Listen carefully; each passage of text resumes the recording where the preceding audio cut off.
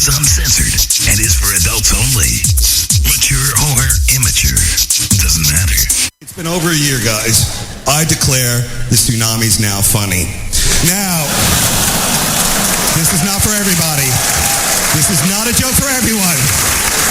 I know you're thinking, you're like, Dave, you're going to lose your entire Indonesian fan base. The tsunami, or as I call it, God's money shot, is...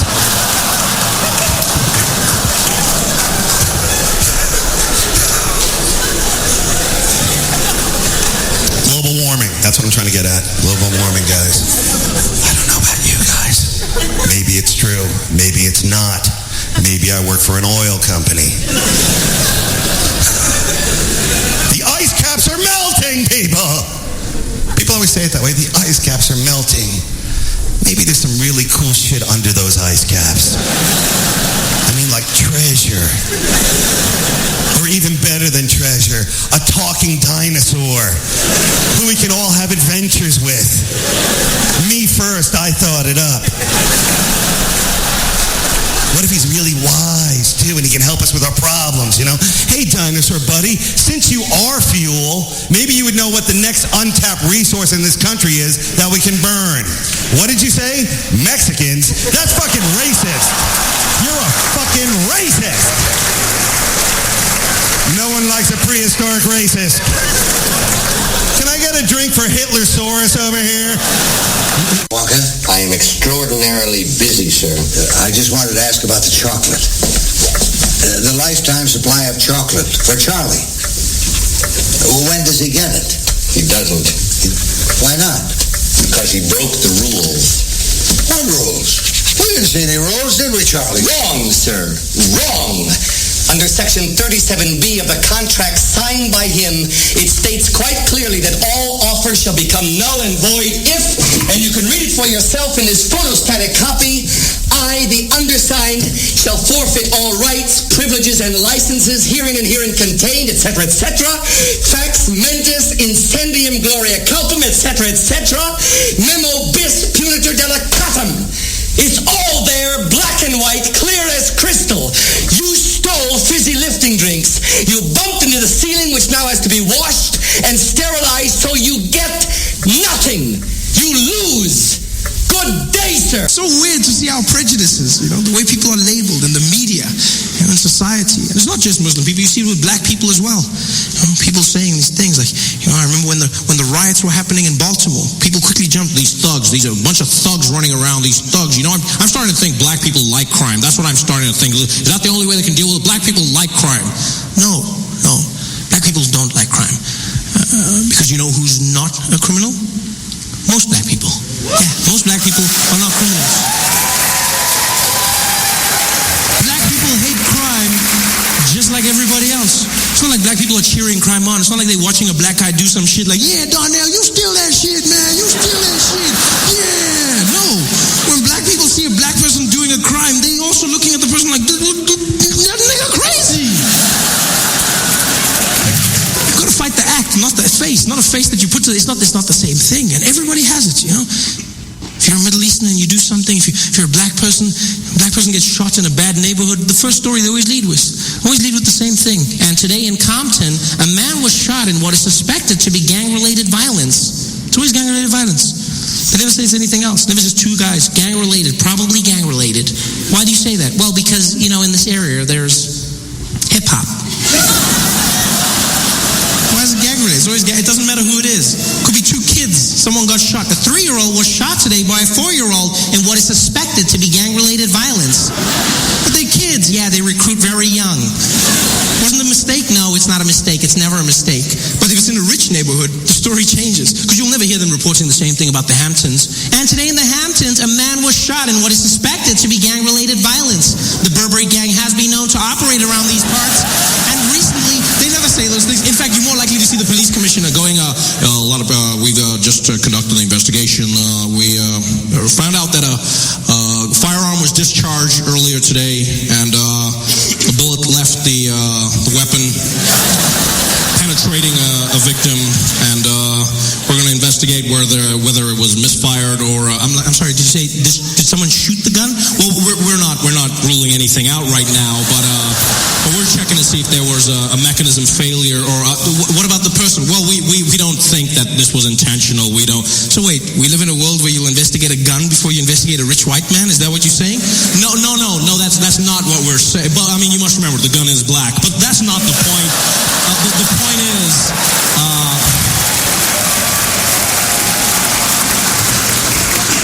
So weird how our prejudices have given everyone their lane. A Middle Easterner does something, they're a terrorist.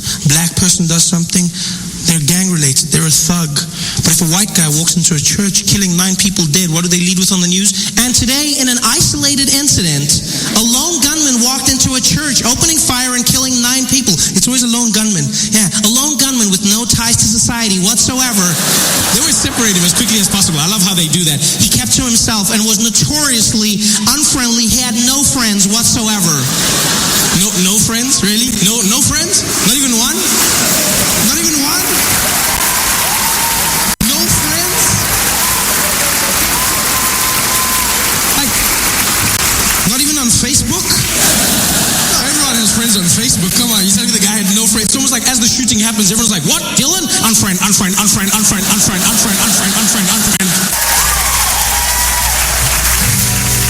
Here's a song.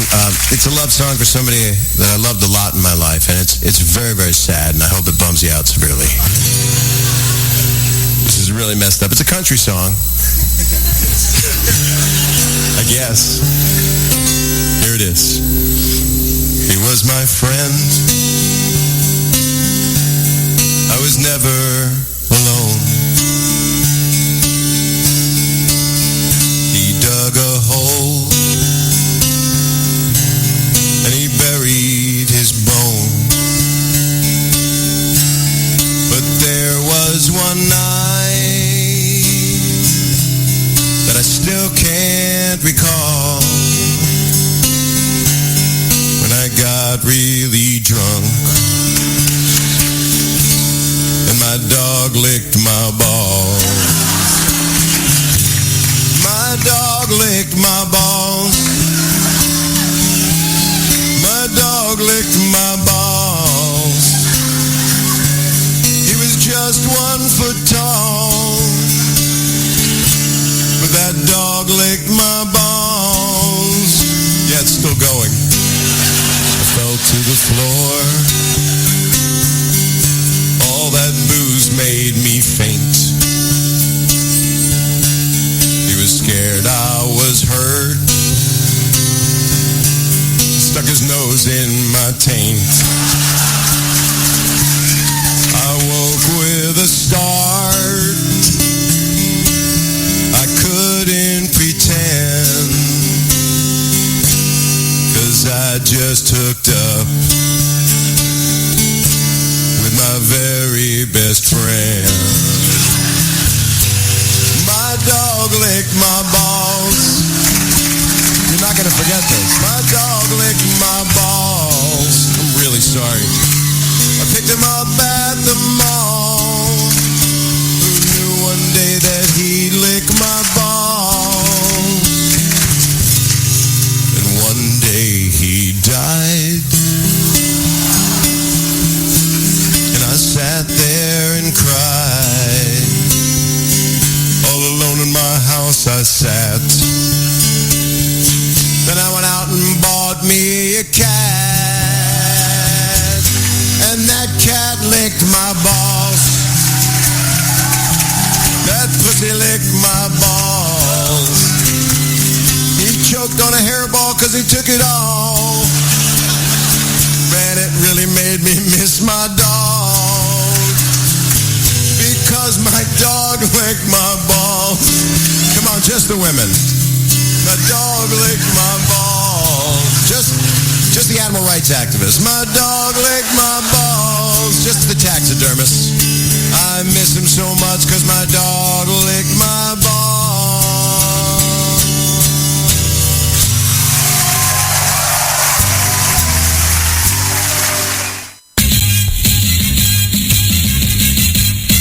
What's the worst day of the week that gets the doggy cat?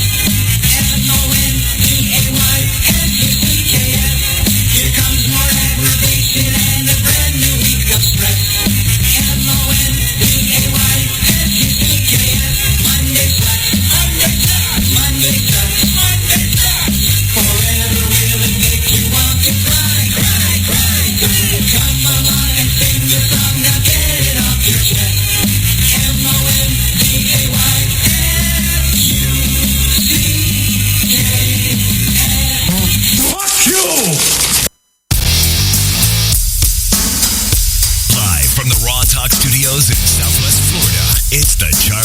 Richardson Show.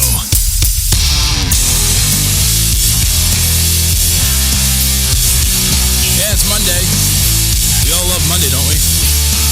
Oh, holla if you hear me. Holla. Holla, holla, holla. I hear you. Do you hear me? All right, good. I'm not going to holler, but I hear you. Good. Don't holler. Save that for tonight. Anyway, it is the Charles Richardson program. Monday morning. No, it's not Monday morning. No, it's Monday evening. How am I talking? I was looking at the clock and I thought it said 8:11 a.m. for a second. It's not. No, it's not. It's definitely not. If it was 8:11 a.m., I must say I probably worked the night shift because I'm tired. I'm ready to go to bed, like now. If not, yeah, right now. Like I'm ready to go to bed right now. I'm ready to snooze it, baby. Yeah. Let's go to bed. Let's snooze. Yeah. We'll just sleep through the show. Can we just do that? Can I just play like a whole bunch of bits? We'll just have 2 hours of us sleeping. Can I play the farting event? The farting bit? No. Come on, let me play that. Stupid. I know it's stupid. That's the whole point. Even though there is a bit that I actually this one talk show host that I grew up listening to. Yes, grew up listening to. Like 10, 11 years old. Kind of fascinated by it.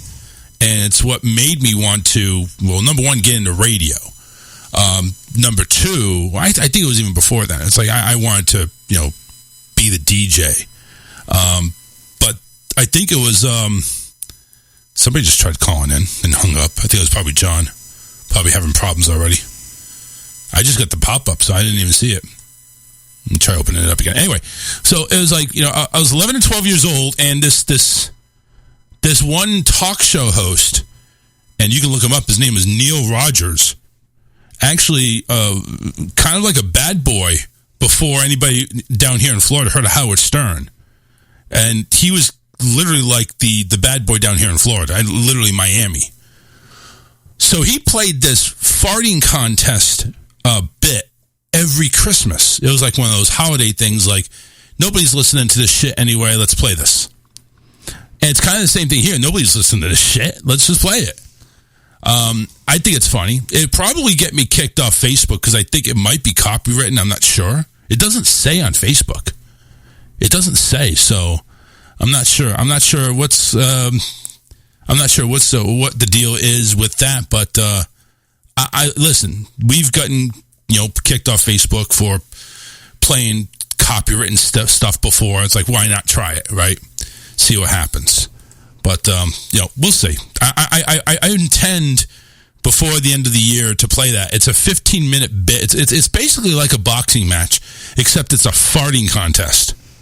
And it sounds 1960s, 1970s type style, where it's like, you just hear that the sound quality is just awful. But you can make it out. It's like that nostalgia type thing. Farting. I'm serious. I just think it's dumb. I honestly think it's funny. I'm sorry. You kind of want to listen to it. You should listen to it. It really is. It's kind of funny. 11 years ago. This is the Great Crepitation Contest of 1946. So it doesn't look like. I don't see it being anywhere listed with copyrights or anything like that. Here, just to give it kind of just listen to it. This Paul Boomer, native son of Australia, who I understand worked his way to Canada in the crew of an ocean freighter carrying a load of Melbourne cabbage upon. I would like to say and there's the bell. Thank you, Mr. Boomer, and good luck. So that's the type of quality it is. I listen. I find it fascinating. I really do. And honestly, I think if you listen to it and gave it an open mind, you'd probably laugh. It is. Well, actually, I take that back. I'm looking at Alyssa, and I know Alyssa. I think, honestly, she'd probably be totally disgusted by it. It's just, I honestly think that's what we got. I think you would be really disgusted by it. And it just makes me want to play it sooner. Are you calling me a prude? Yes. Yeah, I actually am. You're a prude. I don't think you would enjoy it. And I think that's kind of a prude. I'm not amused by farting. But this has nothing to do with farting. Yes, it does. This It's has- a farting contest. What do you mean it has nothing to do with farting? This has to do with entertainment. I don't find that I entertaining. think it is. I think it's very entertaining. Farting is not funny. You think it is every time I do it in bed? No, I don't think it's funny. I'm like, damn, babe. Okay. You kind of rooting me on. Go, babe, go. No, I'm like, damn, that stinks. You can close the door now. Peanut came in. Okay, good. All right. Anyway, except in kind of fatal error, one more occurs, blah, blah, blah. Yeah. Yeah. All right. So let's set it up. Let's set it up for Friday. Well, actually, no, we're not going to be here Friday. Man, we haven't done a Friday show in forever. Whose fault is that? A lot of it. I don't know. I think it's mine. I think it is. It's mine. What's up, Billy? What's going on? Hold on, I got a fart. You trying? Are you trying to? Billy? Are you trying? Yeah, hang on a second, John. Billy, are you trying to be freaking the scumbag from New York? I mean, that's the only thing I can remember. Hold on, I got a fart. I'll call back. Okay. I'll call back. All right, John was on there. I tried to merge everything, but I think John had more important pressing issues. Maybe he had to fart too. No, there was some pretty bad echoing, though, that's for sure. Oh, yeah?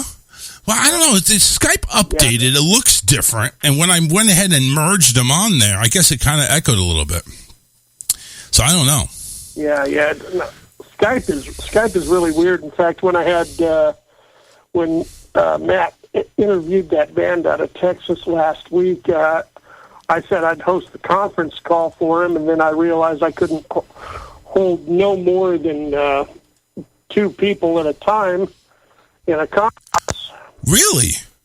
See, before I could go ahead and, when we had Joe on, or when we had Joe actually on the video chat, there was about 4 people on Skype at the same time. And I'm not talking me, I'm talking about 4 callers we had on the same time. So, they must have downgraded it. It wasn't working. Yeah, it wasn't working for me, and so I had to tie in Zoom and Skype together because there was a total of 6 people in the conference for that interview. Crazy. Yeah, that's crazy. Yeah. But it's like if they went ahead and... Yeah, if that's the way they did it and they upped it and we can't have more than 2 callers on, that kind of sucks. I mean, you got all these other things going on. You got the Zoom thing. You got the Microsoft Teams. Why would you limit yourself to just 2 people on a video call? Or not even video call, audio call for that matter. I don't know. Well, I think it's a total of 3 people, but you can't, of course, if you're the host, you can't, it wasn't letting me juggle no more than 2. Yeah. No. Anyway, what's going on? Yeah. No.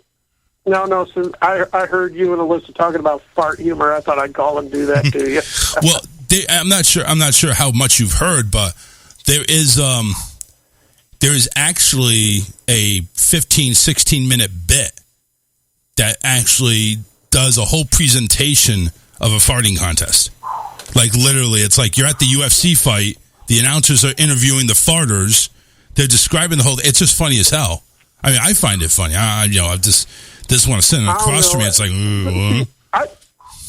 I find some fart humor quite amusing, but that kind of pushes it, to be honest with you. Really? I just don't find that all that funny. Okay. Hey, listen. I found it pretty funny, but it's all good. It's like, listen, I'm gonna go ahead and if you don't like it, it's okay. But I am gonna play it though. I'm probably gonna play it. You know what? Yeah. I'm just gonna go ahead and play it tonight. I'm just gonna get it over with. What I'm going to do is I'm going to go ahead and before the 9 o'clock break, I'm going to space out 16 minutes and we're going to play it. So literally about 8:40, in about 20 minutes, I'm going to play this thing. I'm going to play it and it's going to be funny. Okay. I swear to God, it's going to be funny. You're going to see it. So 20 minutes, I'm just going to get it over with. Because I'm just that anxious. I'm just that anxious to do it. I want to do it, dude. I want to do it. All right. I feel like the left side of my face is about to explode because my sinus problems don't want to go away. You too? Oh, yeah. Oh, my. It's been really bad with my sinuses ever since I had strep throat. Oh, that sucks, man.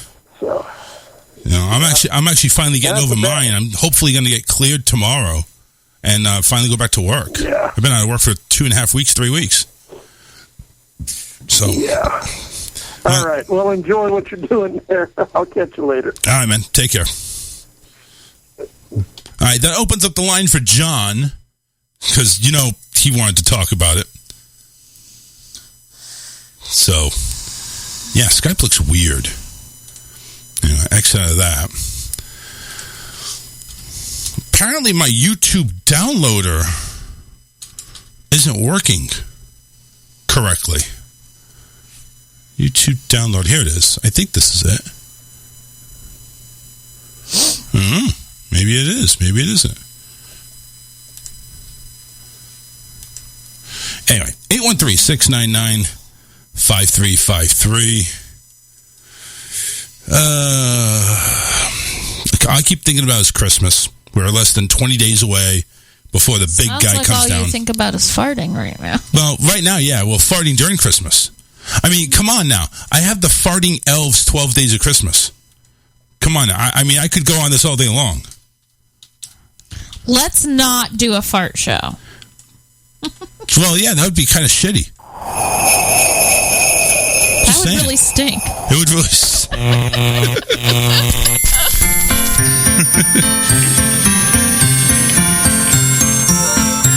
What the?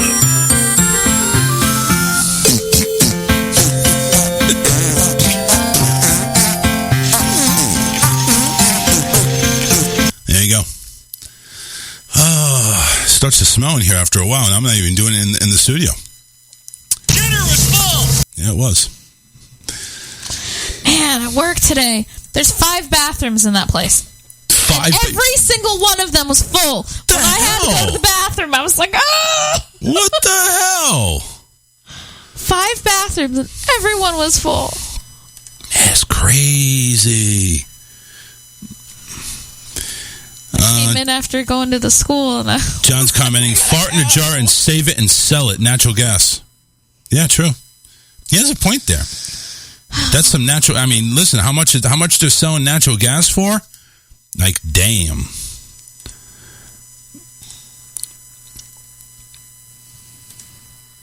I'm glad we don't have natural gas, to be honest with you. I'm very glad, because that's just like another bill, and they don't regulate that shit. They can go up and down, high or low. It's like, at least, when they go ahead and do electricity, they give you like 30, 60 days. Hey, your bill's going to go up by the first of the year. And you get that like in October. We've also got the budget billing to where everything stays in one price range. It kind of stays within the same range. Yeah. John, what's up? Yeah, I got two things. So Melissa, she don't like to play tent at nighttime with you. A what? Who's Melissa? Who's a Melissa? Tent. Alyssa.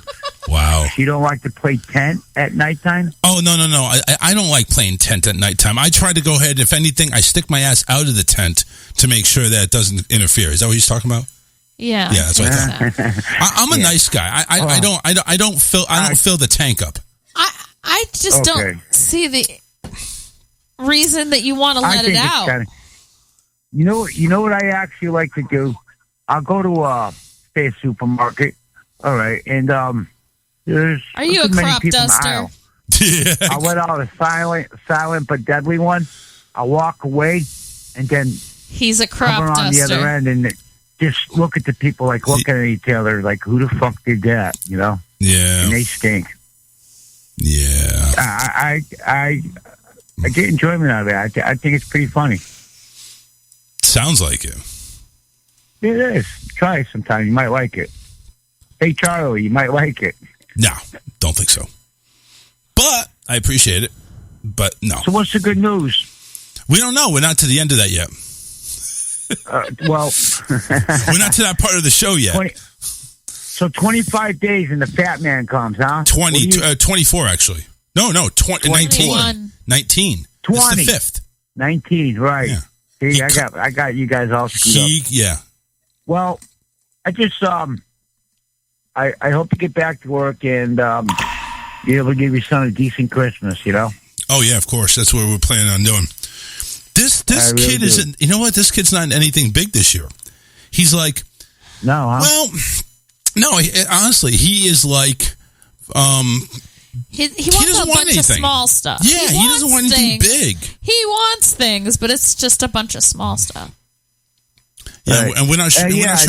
We're not sure how to handle that. And that video put out of him running the bases. Yeah. I thought he, be honest with you, I thought he would poop out, coming around second, coming third.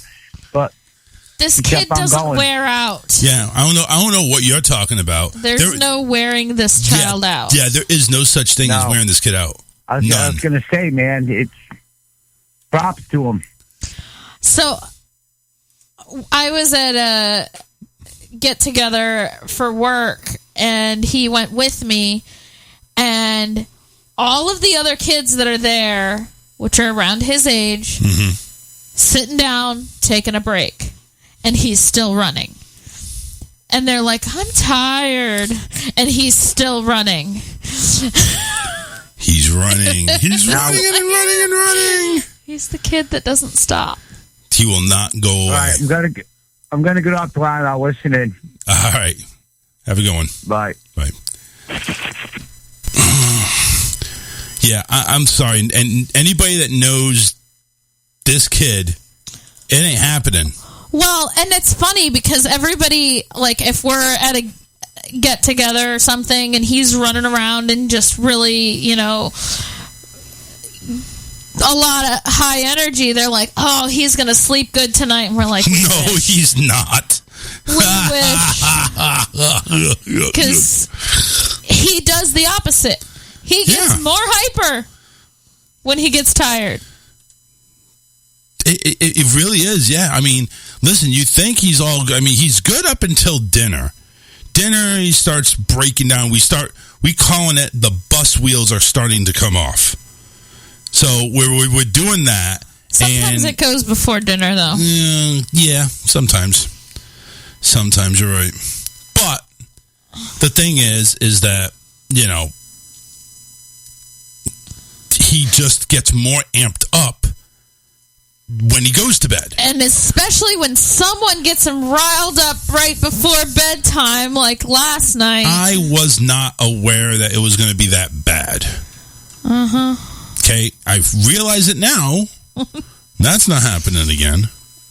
But I was not aware of that. I should have been. You should have been. Yeah. I should have been. But I wasn't. So, anyway.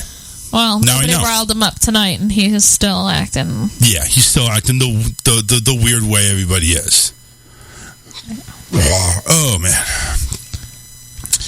So, anyway. We're still trying to figure out what... We did get an early present from Disney. So, we went and got our pass holder mail in the mail, our updated thing. Oh, thank you for showing our address on the... No problem. Please don't do that. Nobody cares. No, please don't do that. You want to take this off the fucking radio? Just don't show our address. Get the fucking attitude off the goddamn air. Okay? So anyway, we got our mini magnets now. One for me and one also for me. There you go. You get yours later.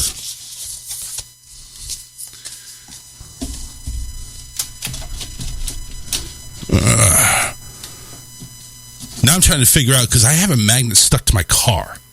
Like, it was one of those old ones, the old Mickey magnet, the round ones without the D. It's stuck to my car. I can't get it off. And I'm afraid to. Forever. I'm probably stuck on it forever. So, kind of afraid to actually do anything like with a scraper or anything. It's going to scrape the paint. Not that it really matters, I guess. It's white paint. That side's already damaged anyway. Not damaged severely, but enough to where it's noticeable. Plus, these magnets, you bring them over to Disney, and they get taken off your car anyway. They got people scaling these parking lots Like, well, I'm going to take your magnet and your magnet and your magnet. Like, these are actually the ones everybody's wanting. I think they were actually giving these out at Disney Springs at one point in time for pass holders. No? Wouldn't they give it out of the magnet or something? No, that is a new one that they sent out to everybody. Yeah. Yeah. But people that are not pass holders or don't get their mail or care about their mail, like, they see these and it's like, ooh, we got to take them off their cars because it's like that. So we just put them on the fucking fridge. I mean, we took them all down. Now I think we just need to put them back up. No, they're on there. They're on there? Tells you how much you pay attention to the fridge. They don't pay. They're not on the front, are they? They're on the side. They're on the side? All of them? Mm-hmm. Well, I put the duplicates on Stefan's, so we don't have that many of them, do we? I mean, I know we have a few of those. Yeah. Oh, you're right. I don't pay attention. I just see a lot of the magnet boards on the side. I didn't think there was much there. But anyway, these are probably just going to go on the fridge. Because, I mean, really, they kind of get ruined anyway. Yeah, they end up getting ruined. Even the sun destroys them. Our Simba one that never made it on a car got ruined. It's been on the fridge the whole time. Wow. But the sticker part peeled off of the magnet. But we have an open window with no curtain. It was just on the fridge, though. But still, the sun makes it. All of them were on the fridge. The sun makes it through that window, though. Did that? No? Mm-mm. Just that one. This one feels thinner, though. It's like they're getting cheap with these things. They really are. That's why I'm hoping, like, the new regime at Disney, maybe they'll go ahead and start improving these magnets. Take this stupid mini off of it. This mini animated cartoon look, I hate. I hate it. I like the old one better. The one that I grew up with, the one that should be. They made these too silly. They really did. So, anyway. Heading to Disney this weekend. We're only going to be spending like a few hours there, but we just did it for like, a picture, maybe getting the Santa Claus picture. But that picture we got to go over. No, they do at Disney Springs. At Magic Kingdom. Oh, it is. Yes, okay. I believe so. What Santa are we talking about? Are you talking about the diverse Santa or? That's where I'm like. Which Santa are we talking about? So I saw somebody had posted pictures. Where was that from? There was a black Santa, but I don't remember where he was at. Might have been at Springs. Really? Yeah. So they should. No, maybe not. Maybe it was one of the parks. I don't remember. But anyway, is it bad? But let me ask you this: is it bad to want a picture with the white Santa? Is it bad to think that way? I had this conversation with my mom. Yeah. The thing is, traditionally, Santa is white. It's just the way it is. Traditionally, Peter Pan's a boy. A girl. Peter Pan's not a girl. Peter Pan is played by a girl. Yes, but usually. Peter Pan, the character, is male. But since the beginning, since it was a play, it was usually played by a female. Does that make no sense to you? Or does that make sense to you? So back in that time... which is back way before this time. It was a long time ago, honey. Yes. No, it really was. All right. Back in that time, because females are smaller than males, a lot of times it was an adult female actress who would play a boy child because they were smaller and more petite, and they wouldn't have to worry about finding a child to play the part. I see. You got a lot of child actors. I mean, just look at Disney. Just have a Disney child actor. But at that time... I know. But that wasn't really a thing. But I'm seeing the Peter Pan movies that are made modern time, some of them are still played by females. Yeah. I mean, come on. You had Robin Williams play fucking Peter Pan. Well, Robin Williams is not a female. Of course he's not. No, I get that. But again, back to the conversation. Is it really a bad thing to think that way? No, again, we want tradition. It's like... I don't think it is. I'm not being, racist about it. I just think... No, absolutely not.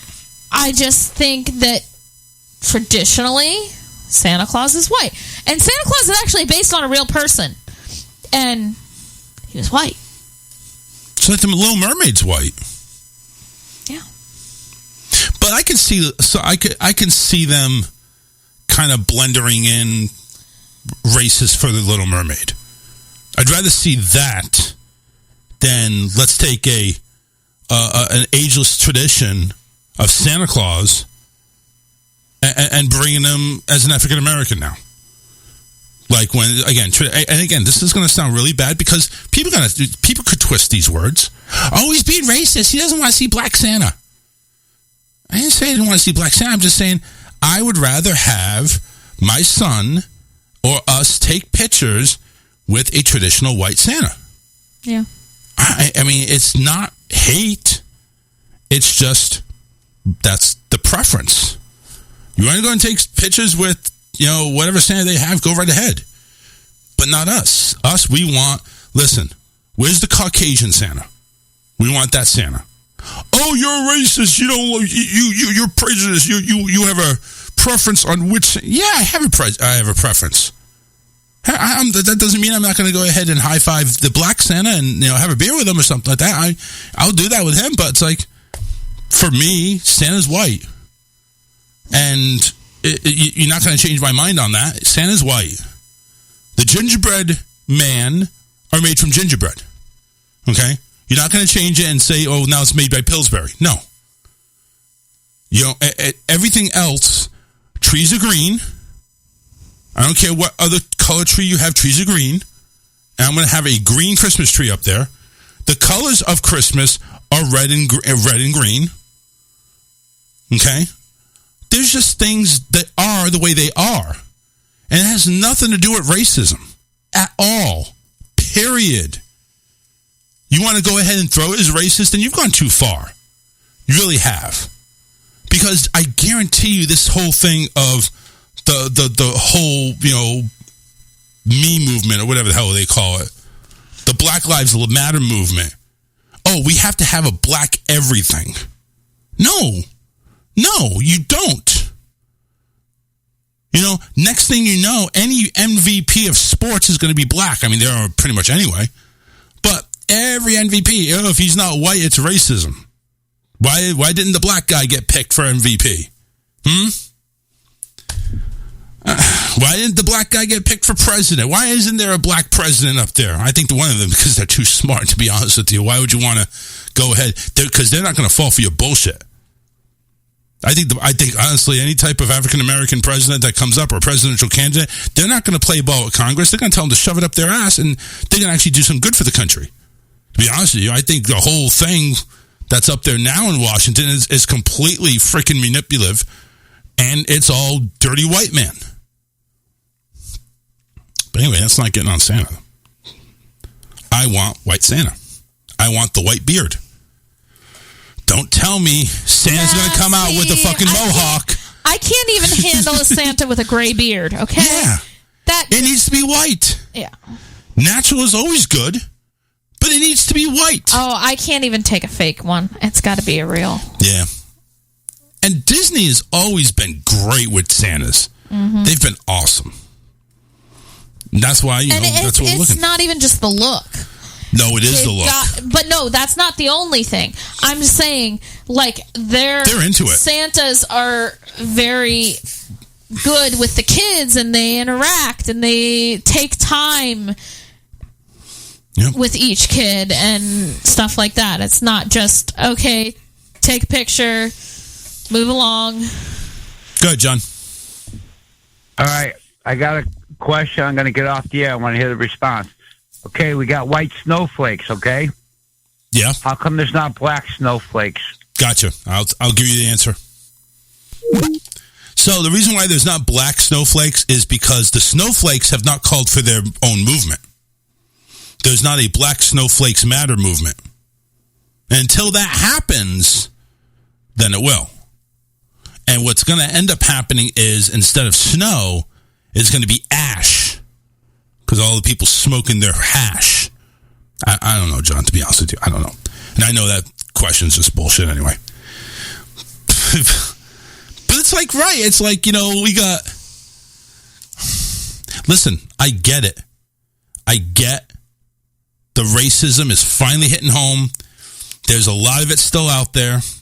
A lot of it, even to this day, even after all these movements, it's been notarized a lot more. I mean, it's been noticed a lot more to the point where people are taking action on it. But, dude, you guys gotta kill it at some point in time. You just got to. I mean, yes, if you're wronged, I get that. If you're wronged, take action. But, dude, it's just... You can't have it everything African American. You can't have everything black. You can't have... It's not going to happen, dude. It's not. It's not. And it, as the noblest of the noble out there, it's just not happening. We will know... We've come around a lot more than we have to the point of, we need to stop the hate.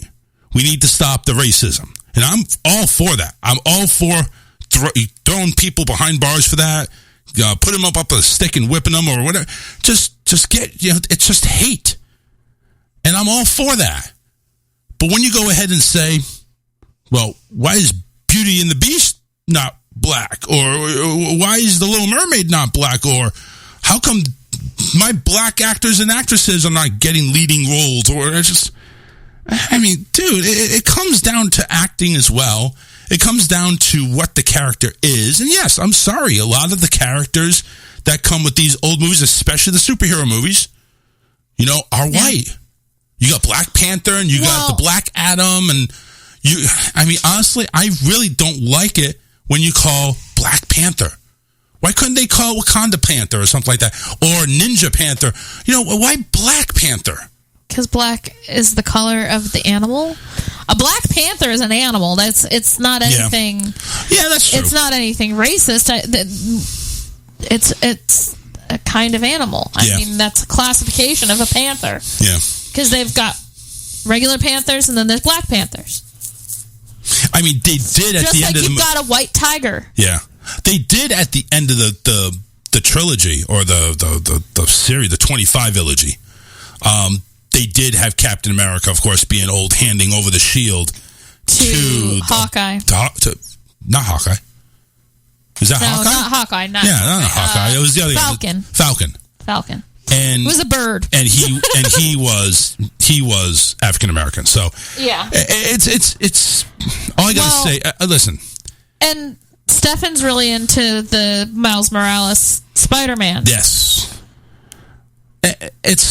and he picked it because he relates. He does. He does. And listen, we support it. We support it.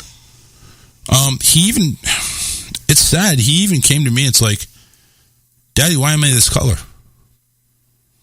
I don't want to be this color. He says, no, you be proud of who you are. I didn't go into the black, white, African American. I didn't go into any of the names. I went and said, listen, you be proud of who you are. You were made this way for a reason. And you go ahead and you be everything you can be. Don't let this color that you're at delude you. I'm darker than Mommy. And Mommy uses that color to go ahead and blend in with everything because she's clear. I'm just saying, it's like, you go ahead and you are who you are. You are a man. You're a boy going to grow into be a man. I think he just doesn't understand it because... He doesn't. Because we're both white. Yeah. And so... And that question... for him, it's like... That discussion's coming a lot sooner than we expected it. But we're going to handle it. We got to handle it. All right, listen. We're about 15 minutes from 9 o'clock. I'm going to go ahead and play you the farting contest. Oh, yes. No, we're going to listen to this. It's funny. It really is. So... Here we go. 15 minutes of a farting contest. I hope you all enjoy it. I really do.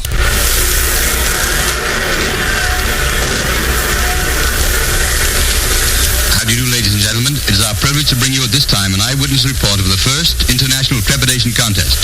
We are speaking to you from the ringside of the great Maple Leaf Auditorium, which is packed to the rafters with spectators, eager and curious. For the benefit of my listeners who are not acquainted with the facts relating to this event, it might be well to describe the two contestants. Lord Windesmere from Wapping Foghole in Devonshire is, of course, the champion of the British Empire. The challenger is Paul Boomer, native son of Australia, who, I understand, worked his way to Canada in the crew of an ocean freighter carrying a load of Melbourne cabbage, upon which, so it is stated, Boomer trains exclusively. I see now there's a bit of a flurry around Lord Windesmere's entrance, and yes, here he comes, Lord Windesmere. I'll see if I can get him to come to the microphone and say a few words. Joe, we'll see if we can get his lordship to come over here for a minute. Tell him it's for the radio. Okay, I'll get him for you. Thanks. Well, Lord Windesmere appears to be in good spirits. He's smiling and chatting. Thrown about him is a beautiful silk dressing gown of purple velvet, upon which is worked, I imagine, to be the coat of arms of the House of Windesmere. It's a beautiful thing. Good boy, Joel. In just a minute, ladies and gentlemen, I think we're going to have his lordship himself come to the microphone and say a few words. Right over here, please. Right over here. Yeah, right here. Yes, folks, here he is, right in the microphone, the champion himself, Lord Windesmere. Your Highness, how did you come to take an interest in this unusual art? Well, I suppose you could say it all started over Lady Windesmere's fan. I see. Yes, I noticed she was constantly waving this fan in front of her face, so I asked her why the deuce she did it. So she retorted that if I insisted on constantly crepitating, she had to fan away in pure self-defense, you see. So, my friends were drawn into the controversy and persuaded me to capitalize on my proficiency and sort of going for it and all that. That's all. Thank you very much, Your Majesty. Thank you, and good luck to you. That was Lord Windesmere, a champion crepitator of the British... Oh, and here's the challenger. Here's Paul Boomer from Australia. Paul, over here, please. Please, ask Mr. Boomer to come over here, please. The radio. We want to speak on the radio. Just a moment, ladies and gentlemen. I think we'll have Paul Boomer for you right away. Yes, here he comes. His attendant has just pointed us out. And how did Paul? How? He just waves his hand in greeting and starts walking over to the microphone. And here, ladies and gentlemen, is Mr. Paul Boomer. Will you say hello to our audience, Mr. Boomer? Hello, Canada! Now tell me, sir, when did you first realize that you were proficient enough to take a shot at the Empire Championship? Well, ever since I was a little nipper, I liked to fart. I remember I used to make my mother and father laugh their bleeding heads off when I used to let one go in church during the announcement of the ladies' aid. Excuse me, Mr. Boomer, on the radio we call it crepitating. Now look here, cobber. What I always says is, a fart's a fart, whether you raise up on one cheek and sneak, or whether you give it a full blast like I do. Very well. As long as the CBC is no objection. I personally find the four-letter word much easier to say and more descriptive than the longer and more academic crepitating. Thank you. And I would like to say... Oh, and there's the bell. Thank you, Mr. Boomer, and good luck. Paul Boomer hurries off to the center of the arena to meet the champion and to receive instructions. Now the house lights are dimming, and the great flood of high-powered electric lights cascade down onto the center of this great arena where stands, in simple eloquence, the farting post. The farting post is about 4 feet high and is decorated with red, white, and blue bunting up to about 9 inches from the top. The bare top section is worn smooth by the grip of many hands in previous contests. And now it appears that Paul Boomer is to be the first at the post. Now that, I believe, is customary for the challenger to make the first effort. Yes, Paul Boomer takes off his dressing gown and strides to the farting post. He grips it firmly around the top and flexes his knees. The signal to commence has not yet been given, so we may assume that these are just preliminaries. I think I have time to describe Mr. Boomer's outfit. He's stripped from the waist up and wears a tight-fitting trunks of powder blue trimmed with scarlet. These trunks are similar to those worn by wrestlers with one important difference. Excuse me. There's a hole about 6 inches in diameter removed from the seat. This, of course, has been done for obvious reasons. This symmetrical aperture is called the fenêtre de brise, literally translated meaning the zephyr window. Mr. Boomer's fenêtre de brise has a scarlet trim around its perimeter, giving a very provocative air to this genial Australian backside. On there goes the signal to commence. You might have heard it over my microphone, a blast on the medieval Bronx Hussar Spiegel, the traditional woodwind instrument associated with this sport for centuries. Now a hush falls on the vast throng as Boomer walks slowly, deliberately to the farting post.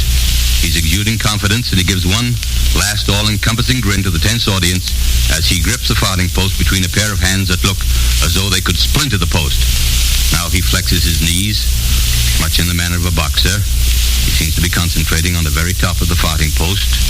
You can hear a pin drop, and here it comes. Oh, a beauty, a beauty. I think it was a triple flutter blast. Yes, that's what the judge signals, a triple flutter blast. That gives him 25 points right off the bat. And another of the same, and another 25 points. That followed by two, I beg your pardon, 3 fuzzy farts in rapid succession. It's amazing how this man can change pace and style of offering by a slight, simple shifting of his buttock area. He's still gripping the post in complete concentration. Boomer now has a score of 65. Those last 3 fuzzy farts at 5 points apiece, adding 15 to his previous score. And now here's something coming. A perfectly executed flooper. What's that? I'm sorry, ladies and gentlemen. That was a follow-up flooper. The second time in the history of this sport that a follow-up flooper has been achieved in open competition. The only other time, I believe, was during the World Series held in Europe in 1783. During the course of this series, Francois Fouf, the famous French farter, after leaving a follow-up flooper, defeated Sandy McWind, his Scottish opponent, by only 1 bloop and then dropped dead. As you know, since then, in honor of Monsieur Fouf, the bloop had been dropped from open competition. And now the score is 105 for Boomer. Flooper, of course, counts 10 points, but a follow-up flooper, a very difficult maneuver, gives 40 points. Well, this certainly has been a whirlwind session. I think that Paul Boomer is about played out, or blown out, as they say. What am I saying? There's a fuzzy fart and another. That gives him 10 more points, and he's not through yet, apparently. Wait a minute, here comes a threep. Oh, a little threep, worth only 2 points and very dangerous. And another threep. Well, not bad. Well, he's certainly putting up a fighting finish. 4 threeps, a very hazardous fart because of the danger of plotching. But giving him 8, a very valuable point. And there he throws up his hands. He throws up his hands as a signal that he's finished. And the crowd gives him a tremendous ovation. He's sitting down, looking a little pale, a little wan perhaps, but smiling happily at the crowd. This man has a definite charm about him that has endeared him to all except the most rabid Windesmere fans. And his result, wait a minute. Oh, Boomer! 123 points! Did you hear that? Paul Boomer, 123 points, a world's record, beating Lord Windesmere's previous world mark of 119 by 4 points. Paul Boomer, this moment, is the world's champion. But for how long, we don't know, because Lord Windesmere might take it right back again. And here's his lordship now walking up to the post, apparently not in the least disconcerted by the brilliant performance of the challenger. He's outfitted a little differently from Paul Boomer. He has purple tights, full-length tights, and around the fenêtre de brise, you remember the hole cut out from the center of his seat, around this there's a fringe of little gold tassels about 4 inches long. This, no doubt, is some decoration affected by... just a moment. There seems to be some sort of a dispute here. Paul Boomer and his seconds are on their feet and seem to be arguing with the judges and pointing to the fringe on the champion's posterior. Oh, I see. Paul Boomer is claiming that the fringe might add a whistle or some other sound to Lord Windesmere's efforts and so increase their value. And after all, in a closely fought contest like this, every little advantage must be jealously watched. The judges appear to be agreeing with Paul Boomer, and they direct the champion to remove the fringe. He doesn't like the decision very much, and the crowd is getting crowd's getting resentful. They think he should be a better sport about it. And I agree with him. Oh, he seems to have decided that he's got to give in. And he rips off the fringe and flings it to the ground. Then he walks over to where Boomer is sitting. He turns his back, puts his hands on his hips, and oh, he leaves a threep right in Paul Boomer's face. The crowd get a kick out of this. As you know, a threep is a very low scorer, only 2 points, but to throw one away just in a gesture of defiance demonstrates the spirit of dash and recklessness which has made the Englishman the champion that he is. He's smiling disdainfully now as he returns to the center of the arena. He nods to the judge to show he's ready, and hello, what's this? He's not going to use a farting post. Lord Windesmere, the champion, in a final gesture of contempt, scorns the use of the farting post. Well, this is developing into a bit of a grudge contest. He has his hands on his hips, feet apart, knees slightly bent, and a sizzler. His first attempt and another one. 2 in a row, and another one, a third. 3 sizzlers in a row. A tremendous effort. 60 points in his first 30 seconds. And 1, 2, 3, 4. 4 fuzzes. 4 fragrant fuzzes in rapid succession. It's a pleasure to see the ease and comfort with which his lordship leaves his fart. Perfect technique. And now his score is 80 points. 80 points in the first 30 seconds of the post. Now he's getting ready again. Hands on hips. A little bit red in the face as he strains to... Oh, something there. Wait a minute. Something's wrong. His attendants run into him. He's in some kind of distress. I see. Yes, the judge's signal. It was a plotcher. Oh, hard luck, your lordships, a hard luck. The champion left a very bad plotcher and will be penalized 15 points. That puts him back to 65 points, 59 short of the 124 he needs to retain his championship. He's all set again and seems to be straining a little more cautiously. And here is...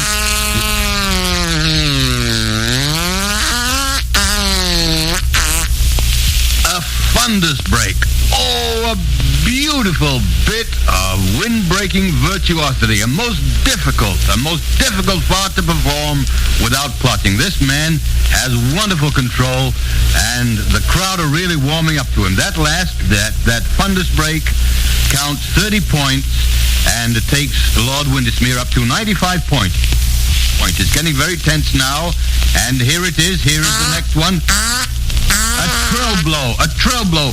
10 points, followed by a resounding single flutter blast. I think that is.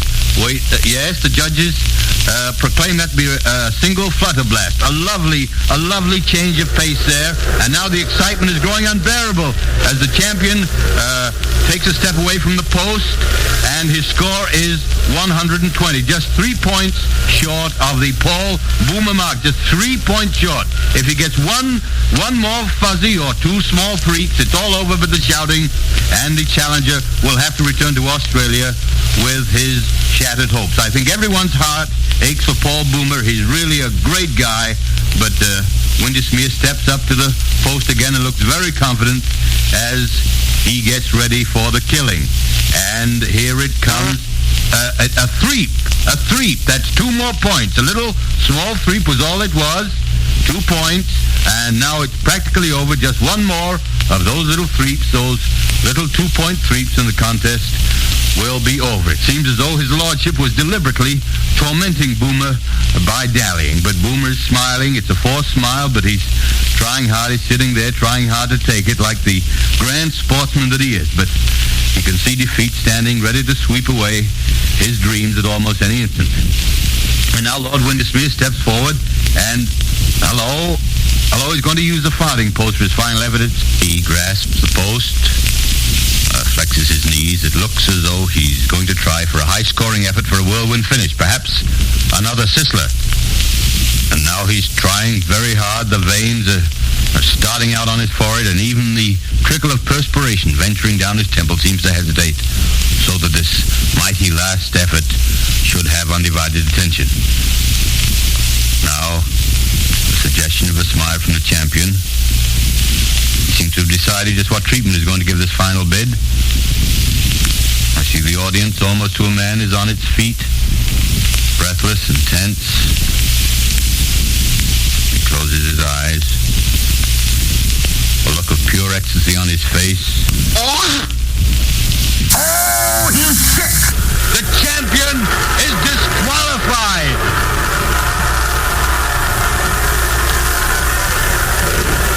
Ladies and gentlemen, as a special service feature, we have brought you direct from the ringside of the Maple Leaf Auditorium a blow-by-blow description of the first crepitation contest held under international auspices.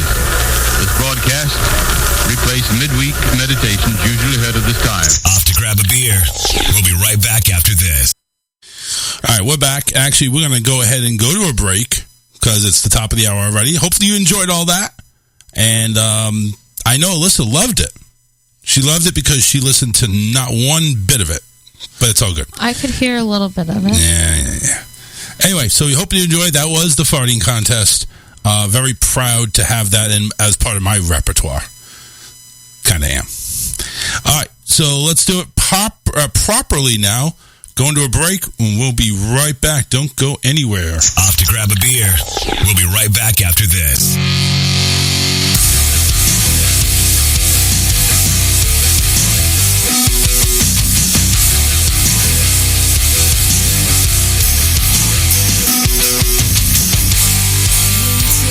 Hand, pull me through. I try to stand, I don't know what to do. I'm on my own, miserable, I'm from pain, stuck behind, I cannot gain. There's no way out. We're falling into misery, still my everything queens. We don't wanna live alone, so bring life into our bones. Light a light to vicious seas, dancing lines are all I see. Hidden in the crevices, there's a hope to breathe again.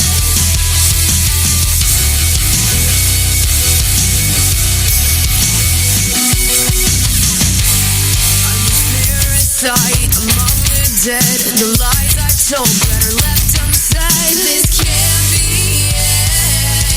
Cycle goes, it never ends. Your words echo inside my head. They capture me. We're falling into misery. Still my everything queens. We don't wanna live alone, so bring life into our bones. Light a light to vicious seas. Dancing lines are all I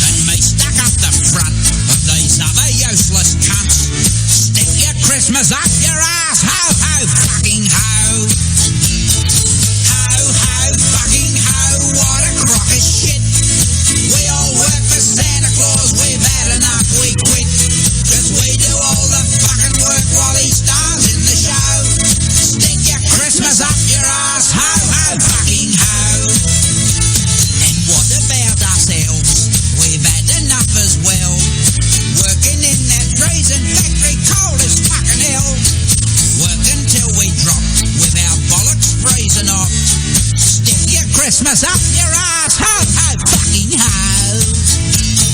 Ho, ho, fucking ho. What a crock of shit. We all work for Santa Claus. We're bad enough we quit. Cause we do all the fucking work while he stars in the show. Stick your Christmas up your ass. Ho, ho, fucking ho. I'm Santa Claus's wife. I know what he's really like. Sneaking into them little kids' rooms, he's a fucking pedophile. A devious old drunk, and I'm married to the cunt. So stick your Christmas up your ass. Ho, ho, fucking ho. Ho, ho, fucking ho. What a crock of shit. We all work for Santa Claus. We're bad enough we quit. Cause we do all the fucking work while he starts.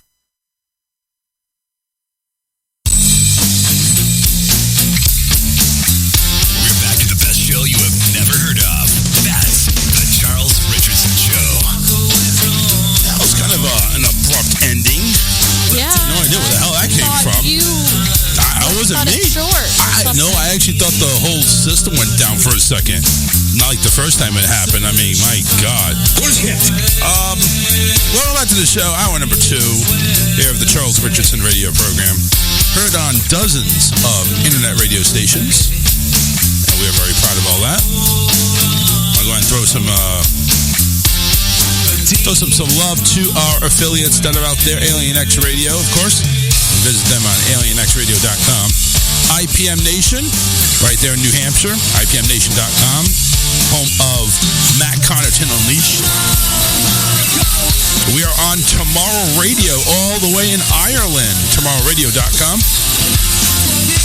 We also are on Delmarva Talk Radio. Vinny and the crew there at DelmarvaTalkRadio.com. A lot of these just add the wwws and the .com in the end. AOW Broadcast. This is actually AOW Radio Network. Bad Billy, who we heard from earlier today on the show, all the way in Idaho. Rockin' Waves Radio. Chris Master there in Georgia. We want to thank him. And Q-Star FM. We love him over there. And you can hear us on replay on all these stations, plus the two I'm going to mention. 920 WON, the Apple, 940 WEAF, the Liberty, owned by this John Jimbo Productions, WONNewYork.net. You can hear us on a replay every Saturday night, 11:58 p.m. Eastern Time. All 3 shows back to back to back. That is until we actually do 3 shows, which would be kind of a miracle. And in the UK, the UG.media, we're on their XL channel. Go to theug.media. It's actually their website. Oh, man. So, I want to thank all those stations for continuing to broadcast the show, even though, listen, we've had some hiatus issues, whether it be medical or hurricane related. So we want to say thank you very much for everybody sticking by us and keeping the show moving. The phone lines are open, 813-699-5353. We just got word as we were on break, Christy Alley has passed away. So it's like these things come in threes. I think there was a couple of other Aaron Carter celebrities. Well, Aaron Carter's, how long ago was that? That was a couple of weeks ago, 3 weeks ago? Something like that? 2 weeks ago, maybe? Yeah. So it's like Christy Alley, she's passed away. Of course, she is It was while you were in Boston. Oh. Aaron Carter. Yeah, it was a month ago. Yeah, Christy Alley, she's best known for being on Cheers and a lot of her Look Who's Talking movies. I was going to say, I know her from Look Who's Talking. Yep. But she confirmed that she had passed away. She confirmed it, really? Yeah, she confirmed it by not breathing. Her children, confirmed it on Twitter. Christy Alley died of cancer that was only recently discovered, so she was in late stages then. So, very sad. But she starred on the NBC sitcom Cheers from 87 to 93. And that was after Shelley Long, who played the love interest of the other guy. I forget his name. She had her own sitcom network called Veronica's Closet from 97 to 2000. And, again, the Look Who's Talking movies, too. That's what she's most famous for, really. Yes. I'm actually kind of wondering because Fat Actress for a while. Yeah. She didn't do a whole lot of, not famous work here. Maybe she's in something that I didn't realize she was in. Because that's all I really remember, to be honest with you. Oh my God, she was in Dancing with the Stars. She was the runner-up. Not bad. Season 12. Oh, she tried it twice. Wow. Let's see here. Credits. She has a star on the Hollywood Walk of Fame. Career. Yeah, she didn't really do a whole lot.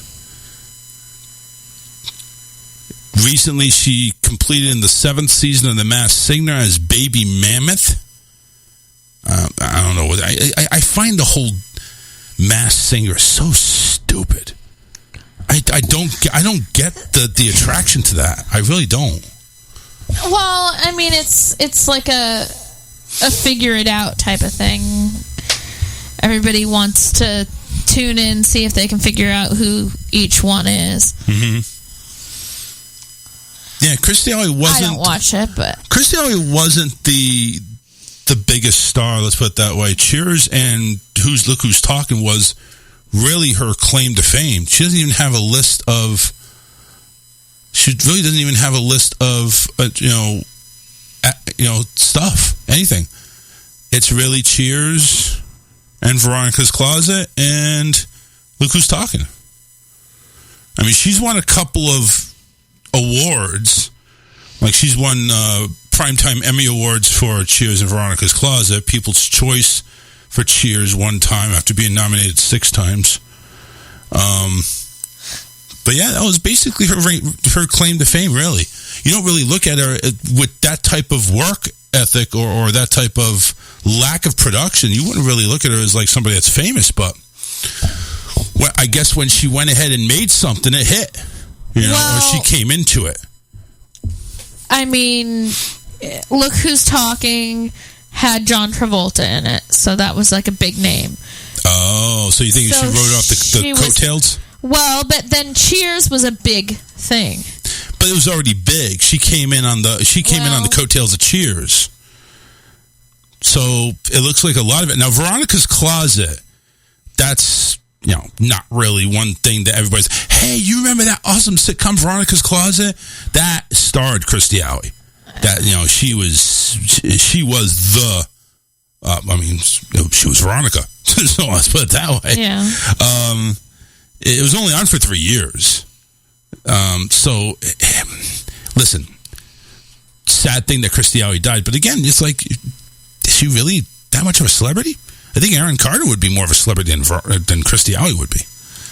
Well, but if you look at Aaron Carter's career, it's more because he was the brother of a Backstreet Boy. Yeah, well. That people know who he is. He had his own music career. Right.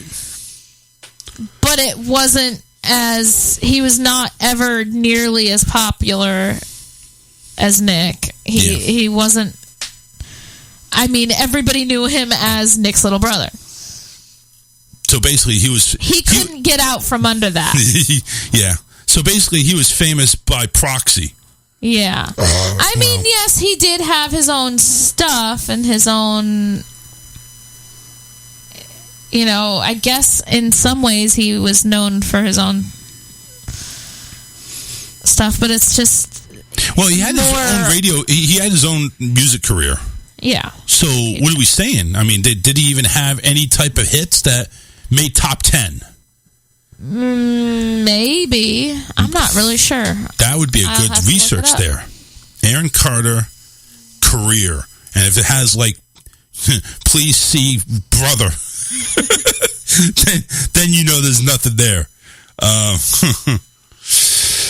Listen, I actually got I know this is like changing subjects, but I'm just trying to talk about something else until we get what Aaron Carter's claim to fame is.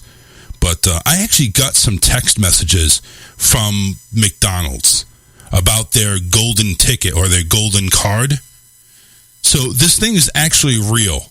So I'm going on like to their app, and the deals about these golden cards, which gives you free McDonald's for life.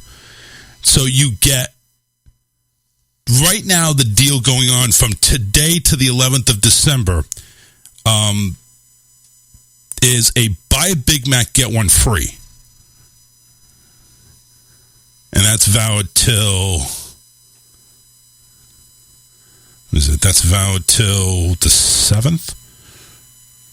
Then there's a order a BOGO or any of your favorites and access to limited time merch only in the app till 12/7. Access to it's like a puzzle. It's like a puzzle for McDonald's that you get.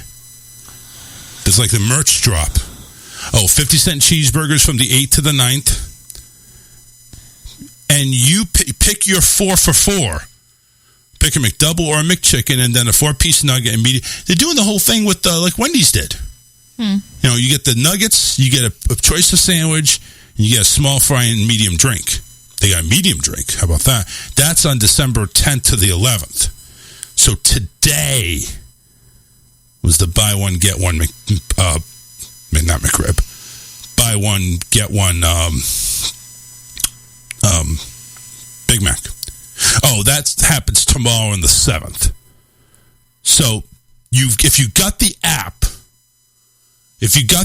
download the app or go on the app in McDonald's, and they actually have the deals where you can click on the Big Mac, get the deal. So, according to the Billboard charts, Aaron Carter had 0 number 1 hits, 0 top 10 hits, and 2 songs hit the charts at all.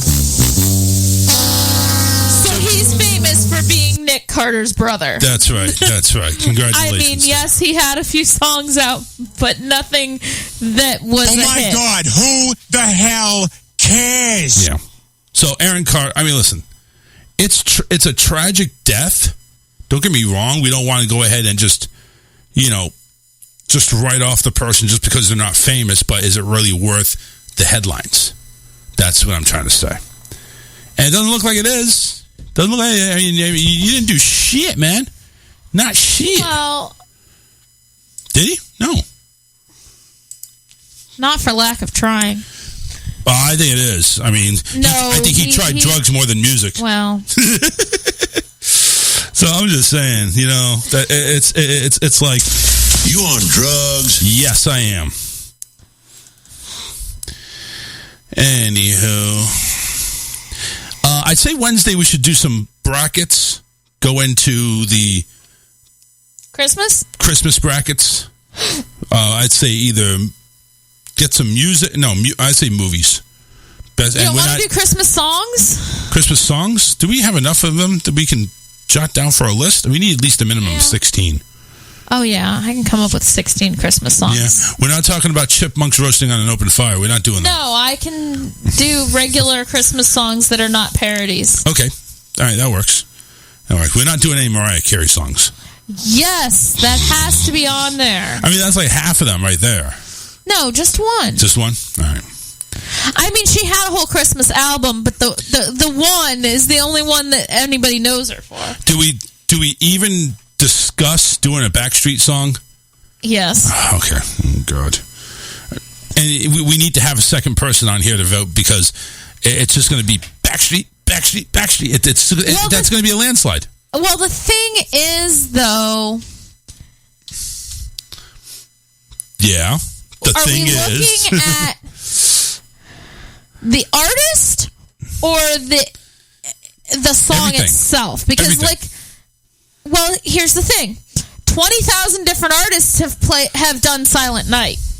20,000 different artists have done Baby It's Cold Outside. You know what? Okay, so X the artist, and we just do the original song. I mean, if it's a song that is their original song, yes. Like Backstreet Boys have some original Christmas songs that are not. Oh, they do not. Do they? Yes, they do. crap. They have several. Well, whatever comes on that list that's Backstreet Boys, maybe we should just do Backstreet Boys list of them. And just do that. Because we know it's because unless Karen or somebody else is on the show that's voting against you, No, I was only going to... Well, if you pick we'd have to have one, somebody else. Yeah, if you pick one, then it's not fair. It's going to be that's going to win. You see what I'm saying? We can't do that. We have to may have to go to like movies and try that out. Okay. But anyway, let's we actually got some memes. Let's go ahead and get the memes in there. Go ahead, what? Back on the songs thing. What if we did just traditional Christmas songs? Forget artist originals. So no Mariah Carey, no Backstreet Boys, none of the original I can songs. do that. And That's just fine. do like classic Christmas songs like Silent Night, Frosty the Snowman, Rudolph the Red-Nosed Reindeer, that kind of stuff. Yeah, no artist involved. Okay. I like that. No artist involved. We don't need that. All right, so let's get this. There we go. All right, and we got to get rid of our captions. But is it really a bracket if I'm the only one voting? It's more of what's your favorite Christmas song? Yeah, true. I guess. We'll have to figure it out. Anyway, let's do this. Here we go. All right, so this one here is good. Looks like a really skimpily dressed Barbie doll right underneath a barrel of booze, and it says, "Elf on the shelf is for kids. 'Tis the season for whore on the floor." I haven't seen that one. That's a good one. That is. This looks like it's like, Samuel L. Jackson holding the gun to the elf on the table. I am sick and tired of this motherfucking elf on this motherfucking shelf. That's of course from the Snakes on a Plane. Here's Elf, literally the photo on the cover of the movie, him screaming, standing there. Today's advice, sing Christmas songs at work until they send you home. All right. Okay. But see, nobody would send me home if I sang Christmas songs at work. They want to hear it more. So I think that would backfire. Anyway, here's a sign. Nobody told me that when you get a husband nobody told me that when you get a husband, the ears are sold separately.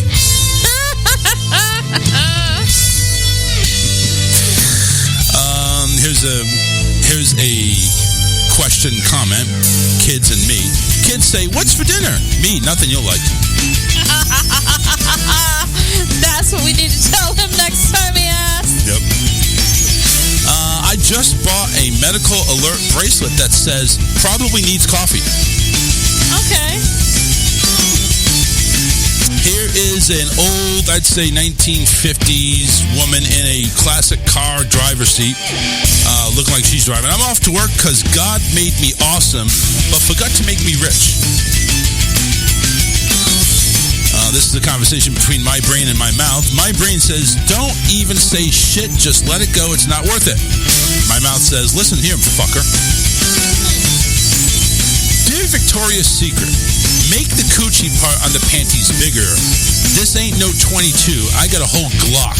Signed, Fat Pussy Customer. Okay. They must have been shamed.